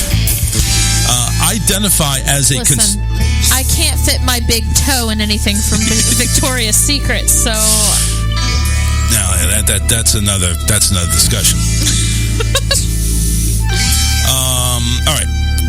I identify as a conspiracy theorist. My pronouns are told, you, and so. That's a good one. Here's Santa looking at you. I've been watching a few of you. You're not naughty. You're fucked up in the head. Here is a Twitter message.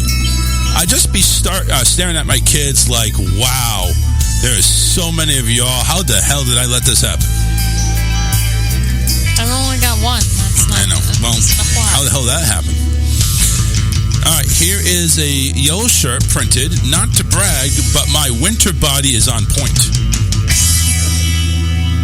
I think that's it. actually.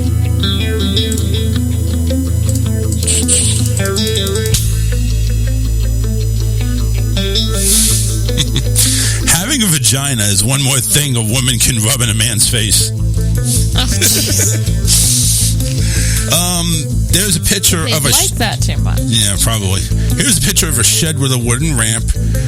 Here's a picture of my Christmas tree. It's still in the shed because it's November. That was an old one. This guy is laying on a doctor's bed with oxygen going through his nose. And the caption says, "My houseplant's watching me put water in the espresso machine."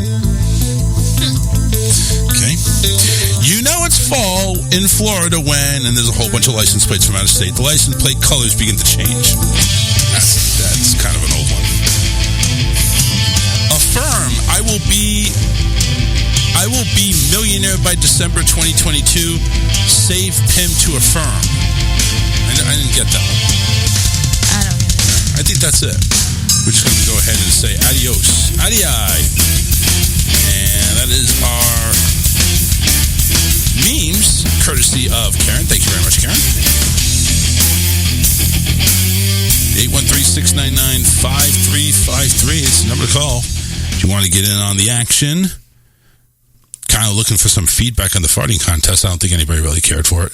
But that's okay. That's okay. Oh, every time I try to eat healthy, along comes Thanksgiving, Christmas, Summer Friday, or Tuesday, and it ruins it for me. Mm-hmm. It does. I mean, we're big, but it's not for lack of trying. It's just lack of days that we can. Keep telling yourself that. I am, and I will. That's all you need to know. Candace Cameron back in the news again. More remarks. I mean, listen, when is she just going to shut up? Just make Christmas movies and shut up. Or don't make Christmas movies. Yeah, don't. Go away. Listen, nobody's stopping to watch Great American Country or Family, whatever the fuck it is. You know, they're still watching Hallmark. We're all tortured by it, even though if you're not on there. Well, apparently a unknown, or I don't know, Neil Bledsoe. Have you ever heard of this guy? No. No, I didn't think so. I have never heard of him. She may be considered by the Queen of Christmas movies, but Candace Cameron Bure is currently generating a perfect winter storm of controversy. In a recent interview with the Wall Street Journal, the actress and chief creative officer of GAF, the cable network, remarked that the channel's slate of Christmas movies would focus on traditional marriage as opposed to LGBTQ relationships, blah, blah, blah. We already know about this. These comments have already drawn some cringes from celebrities ranging from Hillary Burton to JoJo Siwa.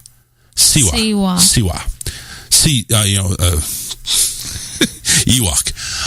And now actor Neil Bledsoe, who appeared in 2 GAF holiday movies, has made it clear he is not interested in returning to the network as long as it deliberately seeks to marginalize the LGBTQ couples. Bledsoe said, "I hope GAF will change, but until everyone can be represented in their films with pride, my choice is clear." He sent an extensive, exclusive statement provided on Variety. "I look forward to working with creators who put no limits on the stories we tell and follow through on their message of values with open arms." An outspoken conservative, Burr previously headlined... So now he's going to go jump ship to Hallmark. Probably. Everybody's just going to have a huge thing. So again, in an outspoken conservative, Burr previously headlined holiday movies for Hallmark Channel until going to GAF in April. It's representing faith, which is a really big component, said the former Fuller House star. They are going to move much more forward in the faith content and having both still lots of movies, rom-coms, and Christmas movies that don't involve faith, but also ones that really do. In the Wall Street Journal interview, Burr and GAF CEO Bill Abbott acknowledged that the other networks known for their Christmas movies, including Hallmark, which Abbott previously ran, Lifetime and Netflix, they had been seeking to diversify the kinds of couples that were given center stage. Hallmark is basically a completely different network than when I started because of the change in leadership, according to Candace. I think Great American Family will keep traditional marriages at the core. In the aftermath of that controversial interview, Candace went ahead and provided a statement that sort of clarified her remarks. All of you who know me know beyond question that I have a great love and affection of all people. It absolutely breaks my heart that anyone would ever think I intentionally would want to offend and hurt anyone. It saddens me that the media is often seeking to divide us, even around a subject as comforting and merry as Christmas movies. But given the toxic climate in our culture right now, I shouldn't be surprised. Well, you're just adding to it there, bitch. I'm just saying. I mean, it's, hello? You know, I thought I liked her. Fuck you! Yeah. I don't like her. I mean, listen, when you go ahead and you jump ship to another network. Listen, I don't care about that part. No. Hear me out. Let me finish. Okay. When you jump ship to the network and you describe the reason for jumping is because Hallmark is getting involved in unholy or traditional values. They're going against traditional values, and they're seeing more gay couples, more LGBTQ couples, and this, and you go that. Well, that's hate. That you're basically discriminating against those couples, and if you call it faith or whatever, you're basically damning them. You're basically saying, well, I don't see that. That's not traditional. You guys can burn in hell, pretty much. You didn't say that because you're not that person. You're going to say it nice and peaceful, but it's controversy, whether you want to go ahead on it or not. The clarification apparently wasn't enough for this Bledsoe character who appeared in GAF movies The Winter Palace and Christmas at the Drive-In. He will also appear in the CBS holiday movie Must Love Christmas, which appears on December 11th. He said, my life wouldn't be where it is today without love, support, and guidance of the LGBTQIA plus community. As someone who struggled... They're just adding random letters now? I think it's going to go as long as the alphabet, honestly. They're going to find an acronym for each letter. And again, I don't hate them. I'm just like, it's getting long. Come on. As somebody... why don't you call it alternative lifestyles? I just don't understand where these new ones keep coming from. I don't know either. Lesbian, gay, bisexual, transgender, queer, intergalactic, astronomy, or I don't know what the hell it is. I mean, I got the first 5, I think. Maybe. Maybe. That's right. I could be wrong. I could be just wrong. LGBTQIA meaning. Please tell me. All right. Well, it doesn't even say it. It's an acronym used. No, I just want to know what the fucking letters mean. All right. Lesbian, gay, bisexual, transgender, queer, intersex, asexual. There's also, that hasn't been put in there, pansexual, cisgender, biological sex, gender identity, sexual identity, ally, heterosexual privileges, and heterosexism and heteronormativity. That's a lot. That is a lot. So basically, they shortened it down to LGBTQIA+. I think they should just go LGBTQ+. Because they were like, you know what? Fuck this. There's too many things here. I can't name them all. Just go with it. You get it, right?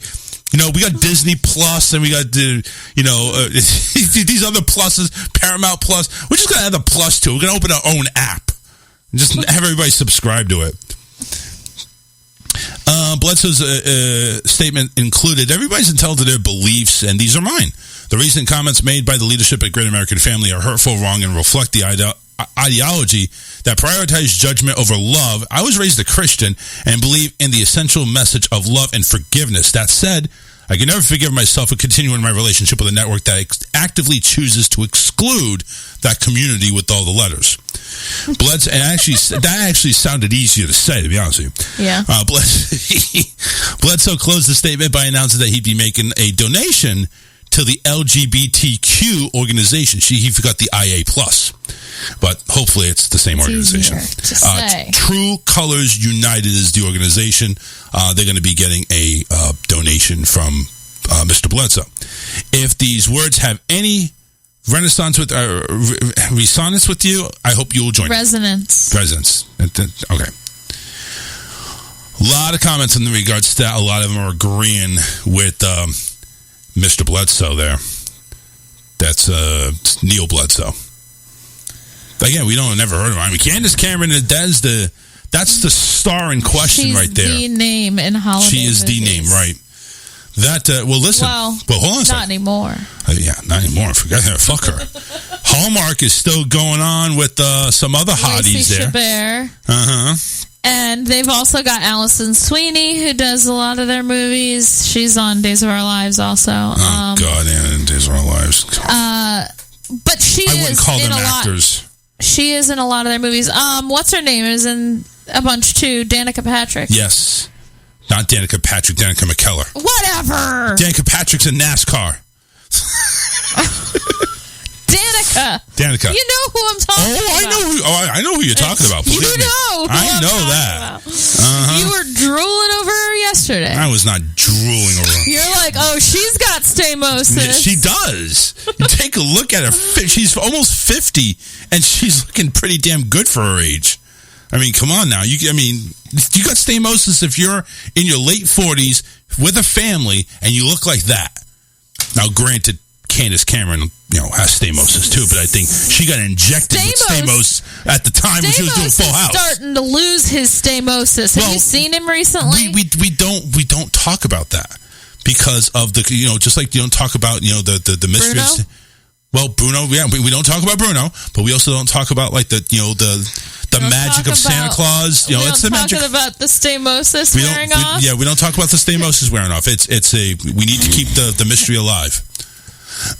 But now that you mentioned it, John Stamos, I got to see a recent picture of him. He's starting to look a little old. Is he getting gray hair? A little bit. Oh boy, no.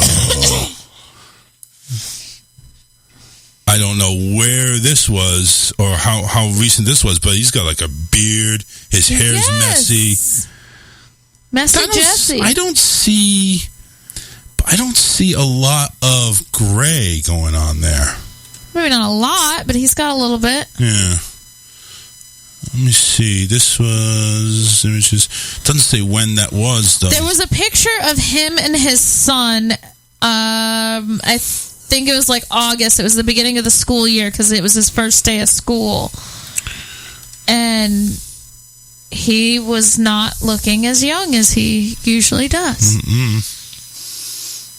No, he's not. I'm seeing a few pictures there. It's like, yeah, he's getting in the scruffy stage.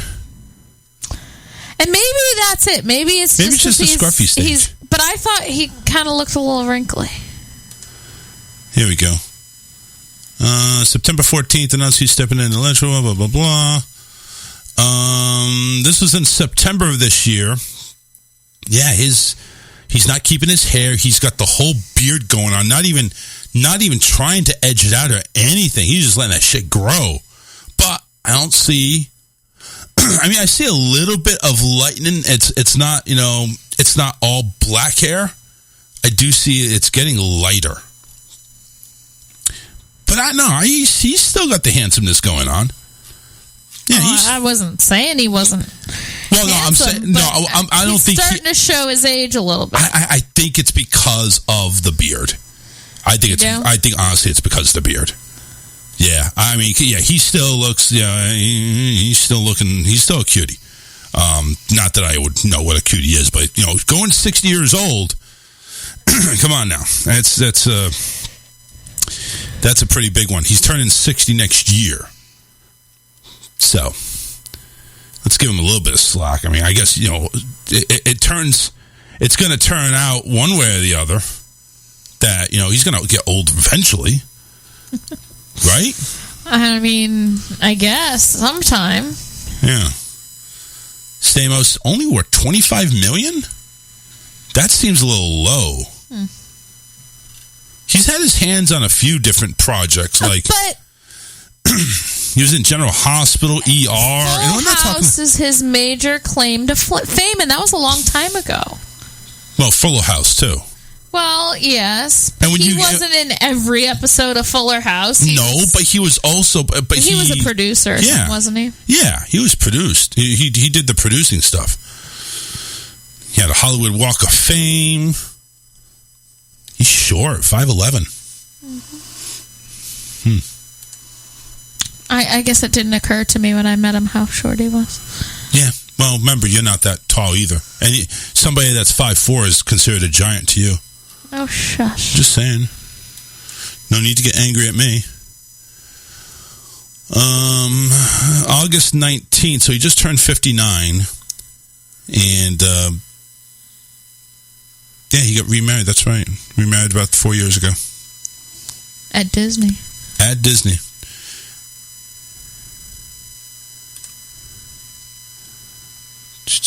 Billy Stamos.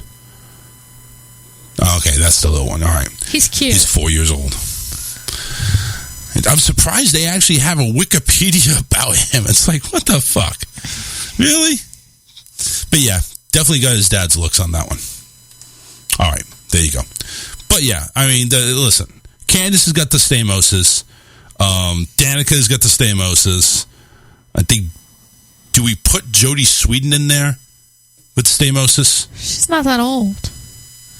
She's not old enough She's as to old as decide that. Candace. No, she's not. Yes, she's she younger. is.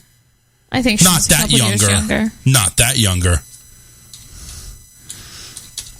But also, Jodie Sweetin's, some of that's fake. We're not talking about that. We're talking about the looks. Oh, and you don't think she had anything done to her face? I would hope not. Really? If that's she true, definitely had something done to her boobs. Yeah, I get that. And I'm not happy with that either. I'm just letting you know. I don't care how big did she put him.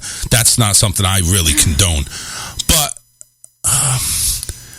no, did she really do something with her face? Really? I'm just saying, if you do one, I wouldn't rule out her having done any other. Wow. But for 1 year, spent a baby, got married, got divorced. Well, it doesn't say anything in regards to her being, but she is 40, so she is a little bit younger, of course. Than she's Candace. She's 40. She's only a couple years older than me. Yeah, well, you're getting this, sweetheart. You're getting Do there. I have stamosis? No, I don't think you have stamosis. Oh, yeah, okay. You're getting a little old. Everybody thinks that I look like I'm still 30, so I mean... So Candace is 46, and Jodie's 40. So that's about 6 years. No, exactly 6 years, excuse me. But, anywho. Oh, my God. It's like, can't you just keep her mouth shut and just do movies? Just do movies. If you want to switch channels, switch channels. Yeah, nobody just cares. Keep your mouth shut about it. Nobody cares.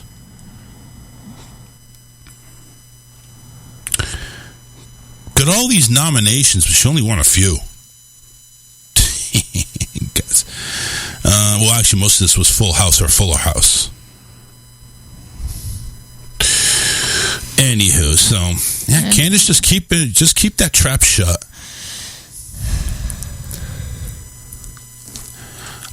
So apparently Starbucks was, and I'm going to do this briefly because we're getting down to the last 10 minutes and I want to leave some time for good news. But apparently Starbucks is in the news as well. Apparently, this one definitely racist. In Maryland, a woman in Maryland speaking out after a Starbucks barista wrote her name as monkey while taking her order. And the employee suspended after labeling a black woman's cup monkey. Monique Pugh told Today.com that she had been a loyal Starbucks customer for 20 years. Sad that you threw your money away for 20 years. November 19th, she said she visited a location inside Annapolis, Maryland, and ordered a Venti Caramel Frappuccino. The lady at the register asked what my name, and I told her, and that was it. Noting that she used the Starbucks app to pay and verbally told the woman working her name was Monique, not Monkey. Pugh said it was a long wait for a drink, and she observed that everyone ahead of her was called by their name.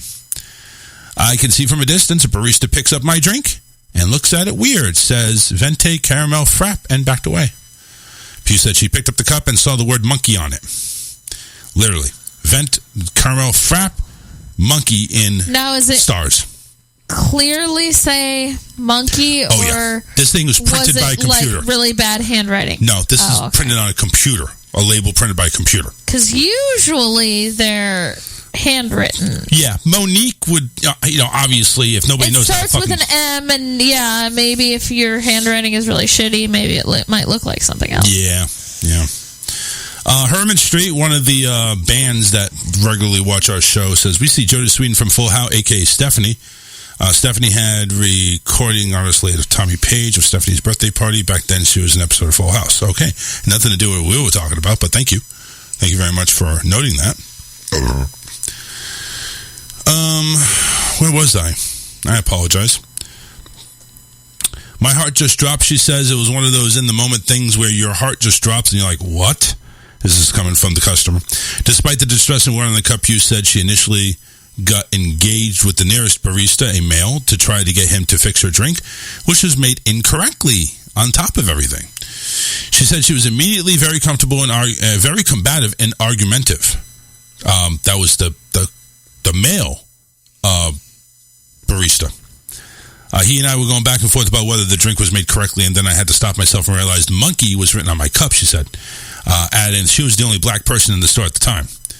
When she asked the employee, why am I the only black person in the store and monkey is written on my cup? Pew said the male barista shrugged to her and told her it was a mistake. Just with that attitude and his response, it was also triggering, she said. Customers were looking at me and I was just embarrassed. Pew said that the male barista didn't apologize, but refunded her for her drink. A Starbucks corporate representative confirmed the incident occurred and told Today.com the employee who took the order had been suspended. They also said that the store where the incident happened was a franchise owned by a company called Impeccable Brands. Not so impeccable anymore, is it? The Starbucks representative said the Impeccable Brands also initiated a third-party investigation and promised additional diversity and inclusion trainings for staff.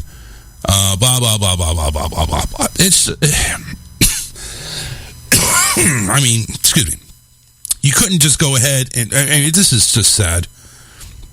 These people shouldn't get suspended. They should be fired. Fired beyond the normal... You should be fired and not allowed to work in this country anymore. Okay? We were talking earlier in regards to racism and, the black Santa Claus and everything like that. That's not racism. This is. You go ahead. I mean, isn't monkey one of those terms?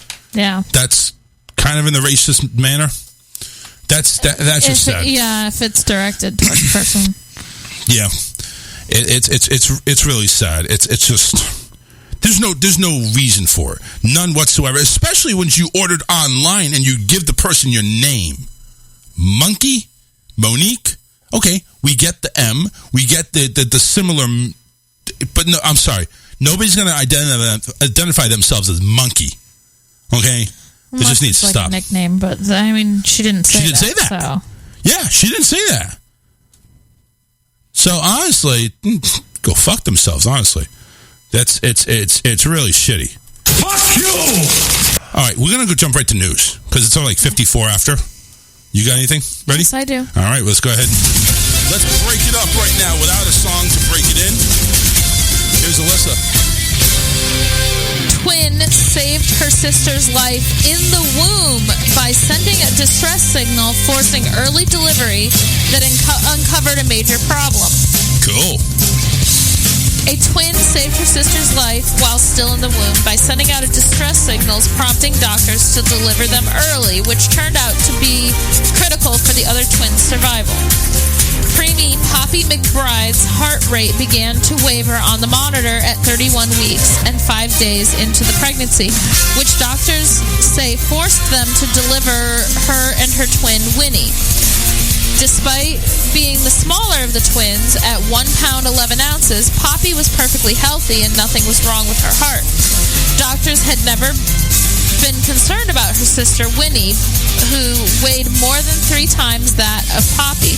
But the 3 pound 8 but at 3 pounds 8 ounces, she emerged with underdeveloped lungs and was whisked into the intensive care unit. Hang on a second. Right? Yeah, it freezing? It just jumped. Oh, yeah, I know that. It's the ads. So I'm trying to get back to where I was. It's all good. Take your time. Well, don't take your time. You know what I mean. You got time, though. I hate when that happens.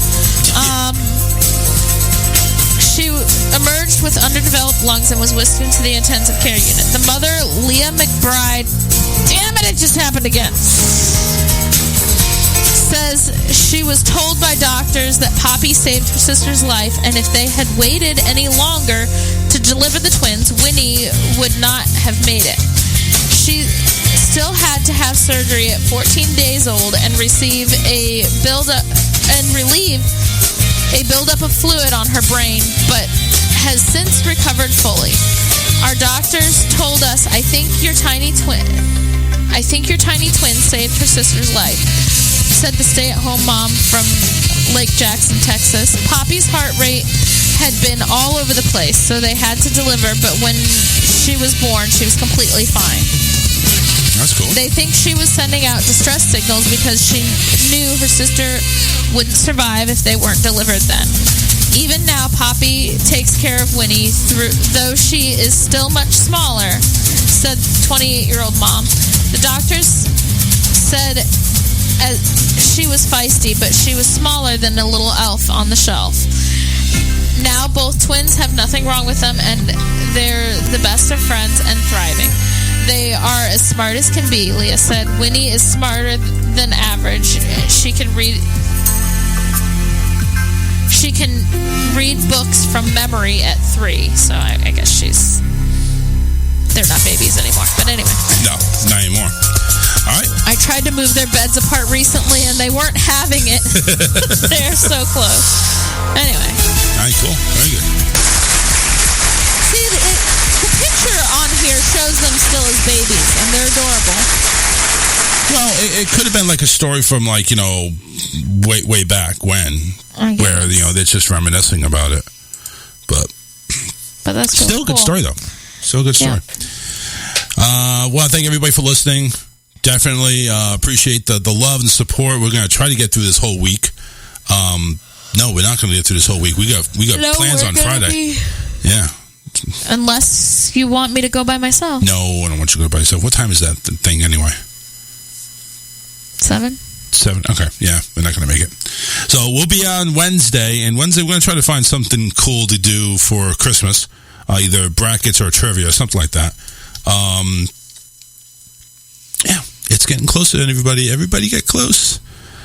But we're out of here. Make sure you go ahead and join us on Facebook page we have. Just search The Charles Richardson Show, and on YouTube, go ahead and listen and subscribe and share. Please share. We love people that share. Take care, everybody. And again, for the YouTube, make sure you search also The Charles Richardson Show and subscribe. It's free to subscribe. We don't charge you anything. Why would we charge you anything for this? Please, come on now. All right, everybody, take care. We will see you on Wednesday. In the meantime, stay safe. Don't drink the eggnog if it's expired, because that causes distress and diarrhea and farting, too. Just saying. Nice words of advice there, hon. Generous ball. All right. Take care, everybody. Bye-bye.